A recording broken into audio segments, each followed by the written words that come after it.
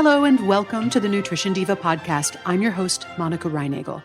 And today we're going to be talking about some of the long-term implications of the low-FODMAP diet. This dietary approach can be very effective in reducing painful symptoms associated with irritable bowel syndrome. And that's a disorder that affects up to 15% of adults. At the same time, the approach seems to contradict some of the standard healthy eating guidelines. Today, we're going to talk about reconciling the low FODMAP diet with other dietary advice. And joining me to sort through all of this is Tamara Duker Frueman. She's a registered dietitian and a digestive specialist, a frequent guest on the Nutrition Diva podcast, and also author of the Bloated Belly Whisperer. But before we bring Tamara in, let me just fill in a little background for those who may not be familiar with FODMAPs. The idea behind the low FODMAP diet is that most IBS symptoms, such as bloating and abdominal pain, are triggered by certain types of carbohydrate that are poorly digested or absorbed. By avoiding foods that contain those specific carbohydrate molecules, the symptoms of IBS can be greatly reduced. Since its introduction in 2005, numerous studies and clinical trials have now shown the low FODMAP diet to be extremely and uniquely effective, much to the relief of millions of IBS sufferers everywhere.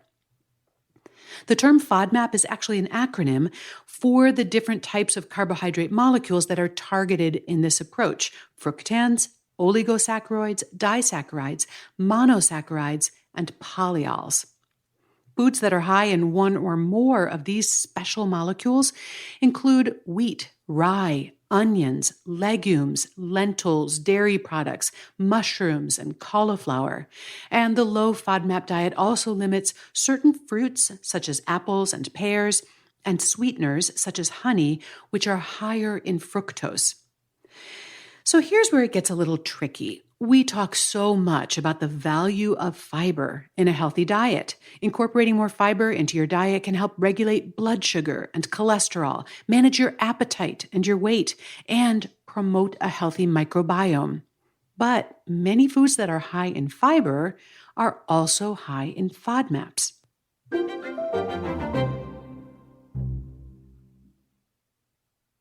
Do people suffering from IBS have to choose between symptom relief and the benefits of a higher fiber diet?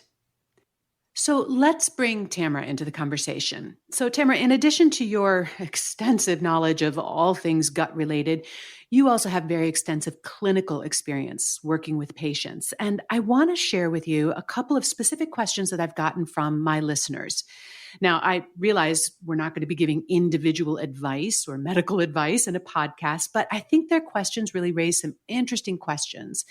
Maybe you could just share with us how you might approach this sort of thing with your own patients. Sound good? Sounds good. So I got a note from Julie, and she said, I have IBS, and I generally follow a low FODMAP diet. But all I ever hear is how bad white bread and white rice are. But these are now diet staples for me. If I eat whole grains, it makes me feel bloated and miserable. So how do I balance this? Are refined grains like white rice really that bad for you? And then I got another email sort of from a different angle from Theo. And he wrote, a couple of years ago, I was diagnosed with IBS and also type 2 diabetes. So I'm now managing my diabetes with diet and exercise, but trying to avoid FODMAPs make that diet part a real challenge. So do you hear these kinds of things in your practice where people feel like, yeah, the FODMAP diet is effective for IBS, but it's at odds with other dietary advice that I've been given? Oh, absolutely. I mean, I'm constantly trying to manage IBS type diet restrictions with all sorts of other issues, whether it's diabetes or, gout or all sorts of things. So there's a lot of considerations you have to take into account. Well, we've talked before on the podcast about how beneficial fiber is, getting as much different types of fiber as you can tolerate. And I guess that's the magic word right there, you can tolerate. But do people with IBS have to sacrifice those benefits of a higher fiber diet? So, I mean, there's no generalizing for all people with IBS. Every case of IBS is a special unicorn snowflake, and we really have to look at an individual's tolerance and, make the diet work for them. And so the issue with fiber is you have to really customize the type of fiber to the person. And so when we think of high versus low, you lose a lot of nuance. There's Mm-hmm. different types of fiber, and different types of fiber behave really differently in the body. A lot of people who feel really lousy after whole wheat, which is sort of what we often think of as a whole grain, are reacting to the specific type of fiber in whole wheat, which is called insoluble fiber. And it's what we think of as roughage, right? Wheat bran has a specific type of fiber, insoluble. It's very bulky. A lot of people find it really uncomfortable when they have IBS. Other whole grains have different types of fiber. So, for example, whole grain oats have soluble fiber. And many of my patients with IBS find that easier to tolerate, especially if we do something to kind of modify its textural properties. So, for example, if you think in your head, steel cut oats are whole grain oats, but so are Cheerios. Right? Mm-hmm. We've done something to the whole oats to make them into Cheerios. We've refined it into a very fine flour that will literally kind of dissolve in your mouth. Or even like an instant oatmeal has a really different textural property than a steel cut oat. Again, they're both whole grain foods, but by kind of manipulating the textural properties of that whole grain food and choosing a whole grain food that's a soluble fiber type of whole grain, there's a good chance that you may tolerate that type of whole grain, but maybe not whole wheat. And so the devil's really in the details. So, with enough kind of experimentation and customization, can people following a low FODMAP diet get enough fiber to build that healthy microbiome we're all talking about these days? Yeah, most people can. Again, it's just a question of choosing which types of fiber and not, martyring yourself, like that you have to eat whole wheat. If it doesn't agree with you, there are other ways to get fiber. And maybe it's not from your grains at all. Maybe no whole grains work for you, but you can do okay with squashes and zucchinis or, fruits that don't have skins and seeds. There's other ways to get fiber in your diet, chia seeds, whatever. And so, Mhm. it's grains aren't the only food that have fiber. And like I said, there's a lot of things we can do with textural manipulation, soups and smoothies, instead of eating things whole, that a lot of people with IBS find enable them to eat a greater variety and a greater amount of fruits or vegetables or even nuts and sometimes even beans, believe it or not. As long as we kind of really think about how we manipulate them, how we cook them, how we process them. Well, see, this is why we have to bring a digestive expert into the conversation. But, FODMAP, the low FODMAP diet has gotten so popular now that a lot of people are doing it on their own without the benefit of guidance from a nutrition professional or a digestive specialist. And, the first phase of the low FODMAP diet is to try to clear all the FODMAPs or as much as you can out of the diet just to get that initial relief. But then there's supposed to be that second reintroduction phase where you, in a very organized way, reintroduce different categories because some people may be sensitive to one, but not others. And I kind of wonder whether, especially people who are doing this on their own, they get that initial relief. They never want to go back to the way it felt before. And so they never do that reintroduction phase. And as a result, they may be restricting more foods than they actually need to in order to get relief. Yeah, that's exactly right. And I would go a step further to say that a lot of our patients are never even told that they're supposed to re-challenge, right? And so what often happens is a doctor will hand somebody, a handout that says, try this low FODMAP diet. Or they don't even give a handout. They just say, try the low FODMAP diet, look it up online, which is Mm-hmm. problematic because not all the information online is particularly accurate. And they never mention that this is supposed to be a temporary diet. It's supposed to be a diagnostic diet.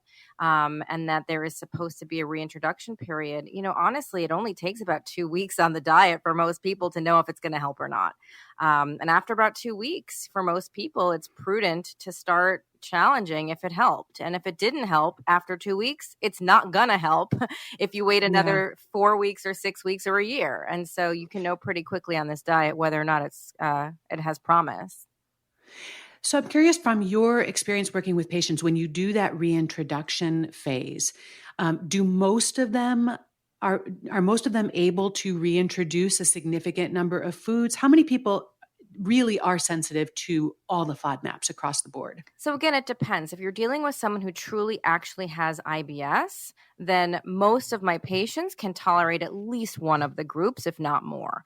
But Interesting. often what happens is that people who have a different condition called SIBO, small intestinal bacterial overgrowth, are labeled as having IBS. And what can happen is if you think you have IBS, but you really have SIBO, and then you start to try to reintroduce FODMAPs, it's very common for someone like that to fail every single challenge and then walk away thinking, God, I have like the worst case of IBS ever. I have zero FODMAP tolerance. And Ah. so in my practice, often if somebody is not able to handle any FODMAP whatsoever, especially if at some point in their life they were, I will often recommend them to get tested for SIBO first. Yes, so many of the foods on the low FODMAP diet are otherwise really healthy foods. And so we don't want people restricting their diets more than they need to in order to feel well. We want to be able to incorporate as many of these healthy whole foods as are tolerable. Absolutely. And I think another underutilized trick of the trade that I use a lot is digestive enzymes. And so, specifically for this one family of FODMAPs, the GOS family, the galacto-oligosaccharides, which is the bean and Brussels sprout family, which is Hmm. notoriously hard for people. There is an enzyme called alpha galactosidase. It's basically an enzyme that helps you digest that FODMAP. And a lot of my patients are able to tolerate that FODMAP if we do the challenge along with an enzyme supplement. And so utilizing all the tools we have at our disposal to maximize FODMAP tolerance is going to give somebody with IBS their best chance at, as minimally restricted a diet as possible. Now, I do want to say that we're not talking about a wholesale endorsement of dietary enzymes as a category. There are so many products out there that are pitched as all purpose digestive enzymes that are not really supported by the science, but you're talking about a very specific targeted enzyme for a targeted FODMAP. And in fact, this is available inexpensively over the counter as a product called Beano. Yeah, Beano, Beanzyme, there's all sorts of different families. You have to be a little bit careful with the brand you choose because some brands of digestive enzymes actually have FODMAPs in them as fillers. A lot of these companies use Oh, no. mannitol or sorbitol, which is not great, but there are brands that don't have it. And yes, to your point, a lot of these sort of, random digestive enzyme cocktails won't even contain this particular enzyme, the alpha galactosidase. And so it's like you're taking all these random enzymes that have no utility for the thing that you're actually trying to digest. And so the important thing about enzymes is that they are specific to target substrates. And so if you don't use the right enzyme for the right food, it's useless. Absolutely. That's something you definitely want to have the advice of a nutrition professional steering you in the right direction. Well, I just want to tackle one last question here, and it was what Julie brought up. And that is if people really can't tolerate whole grains or even whole wheat, because that is the most common grain in the Western diet, if they can't tolerate the whole wheat, is it okay to eat some refined grains? Yeah, I think that the whole popular conversation that we have about diet really does people a disservice. We talk about individual foods as being healthy or unhealthy or good or bad Hmm. or what have you. And individual foods really can't be assessed in terms of their healthfulness out of the context of the entire diet. Right. And so someone who eats, fruits and vegetables and nuts and then like white rice probably has a pretty terrific healthy diet.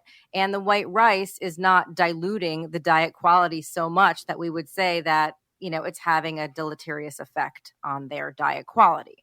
And that's really different than someone who's eating, pizza and french fries and burgers and white rice, and like the white rice is really eaten in the context of a diet that has very low nutrient density. And so you can't really say, yes, that's a good food or yes, that's a bad food or it's okay to eat white rice or not okay to eat white rice. The answer is what else are you eating? If the Absolutely. rice isn't bringing something nutritionally significant to the table other than yumminess, which I don't discount, what else are we eating to make up those shortfalls? And if the answer is plenty of other stuff, then eat your white rice. That's right. I couldn't have said it better myself. I know we're on the same page with that. And with all of the grains, because we do have such a relentless drumbeat of media about the value of whole grains, we sometimes lose track of how big a role the portion size matters when we're talking about grain-based products. And so, when we're talking about bread or pasta or rice, how much we're eating matters at least as much as whether that is whole grain or not. And so that's the other thing we really want to keep in mind here. Absolutely. Well, thank you so much for coming and sharing your expertise and your experience with us. I knew you'd be the perfect person to ask these questions. Oh, it's always great to be here. You're going to start charging me rent if I keep coming back. You're always welcome. And we'll make sure we have links to your book, The Bloated Belly Whisperer, which I highly recommend, and your website on our show notes. Thanks, Tamara. Come back soon. Thank you. I want to thank Julie and Theo for suggesting this great topic, and I hope you got some useful insight from Tamara's expertise. I know I did. As I said, Tamara's been a frequent guest on the Nutrition Diva podcast, and I hope you'll also check out our previous conversations on bloating, the causes and cures, and also on intestinal permeability, also known as leaky gut. Both of those were great conversations, and I can also highly recommend her book, The Bloated Belly Whisperer. Links to all of these resources are in the show notes at quickanddirtytips.com. Our show is produced by Nathan Sems. It's edited by Karen Hertzberg. And our team at Macmillan Audio also includes Emily Miller, Michelle Margulis, Morgan Ratner, and our director, Kathy Doyle. Thanks so much for listening, and have a great week.